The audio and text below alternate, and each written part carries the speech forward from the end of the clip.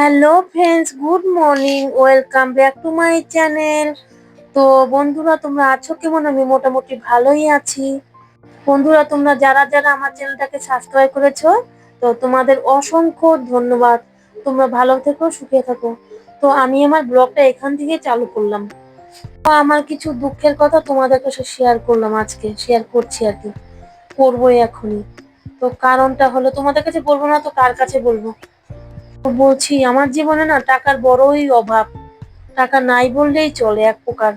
রাতে যখন ঘুমাতে যাই, দুই চোখ দুই চোখ কান্নায় বালিশ ভিজে যায়। তো সকালে উঠি, দেখি যে বালিশ ভেজা ভেজা। কখন যে কান্না করি কিছুই বুঝি না, কিছুই জানি না। কি যে করছি, কি যে হয়ে গেছে আমার জীবনে।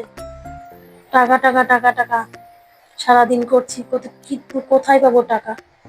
তো যাই হোক, এই করতে করতে সকাল হয়ে যায়, সূর্যের আলো ফুটে, আবার একটা নতুন দিন, নতুন সবকিছুই। রান্না বান্না কি করব? রান্না বান্না তো করতেই হবে। তোমরা তোমার পরিস্থিতি দেখতেই পারছো, কি অবস্থা হয়েছে আমার জীবন। জীবন একদম খুব খারাপের দিকে। তো অনেক কষ্টে, মনের আশা, অনেক কিছু মনের আশা আছে, কোনো কিছুই তো পূরণ হচ্ছে না। তো যাই হোক, দিদি দিল হাঁড়ি লেপ দিয়ে রেখেছে। এখানে আলু সিদ্ধ বসিয়ে দিয়েছি। তো আজকে করব মাছের মাথা দিয়ে তরকারি। তো ওই যে এখন ওই যে এটা আলুটা সিদ্ধ হয়ে এসেছে, নামিয়ে নিচ্ছি। এখন করব হলো ভাত। ভাতটা বসাবো একটু পরেই, কারণ এরপরে দিব হলো আমি শাক। এই যে বাড়িতে মিষ্টি কুমড়া শাক হয়েছে, একটু সেদ্ধ করে নেই, তাহলে রান্নাটা তাড়াতাড়ি হবে।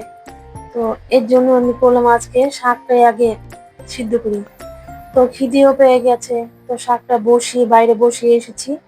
ঘরে এসে এই যে ম্যাগি বানাচ্ছি, ম্যাগি বানিয়ে এই যে খেলাম। তো ওইদিকে শাকটা বসিয়ে গেলাম একটু রাস্তার দিকে আর কি, দোকানে যাব। তো দেখো, আমাদের বাড়ির পাশের বাড়িতে কত লাকড়ি শুকাতে দিয়েছে। তো আমরা তো গ্রামে থাকি ভাই, সবাই জানো তোমরা, কেউ কেউ জানো, কেউ কেউ জানো না। সবাই এই যে এই লাকড়ি টাকড়ি কেটে রান্না করি আমরা। কোথায় আর সুখের মুখ দেখি? সুখের মুখ দেখতে দেখতে আবার দুঃখ এসে পড়ে। দুঃখ মানে ওই যে গ্যাস, গ্যাস শেষ হয়ে যায়। গরিব মানুষের আর সুখ বলতে কোনো কিছু হয় নাকি? সুখ বলতে কোনো কিছু হয় না, বিশেষ করে আমার প্রকারের লোকের আর কি। আমি, টাকার বড়ই অভাব। দুই একটা টাকা যদি হাতে থাকতো কি ভালোই হতো, এই ভাবি আর কি সারাদিন।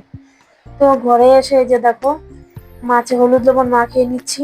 এই যে এটা রান্না করবো, কিছু মাছের মাথা আছে আর কিছু মাছের পিস আর কি।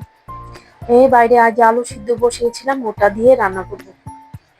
অল্প একটু গ্যাস আছে, তো এটাও শেষ করলে যে কি হবে দুর্গতি জানি না। তো এই আর কি। তোমরা আগেই দেখলাম হলুদ লবণ মাখাচ্ছি মাছের মধ্যে, কি ঘটনাটা হয়েছে জানো?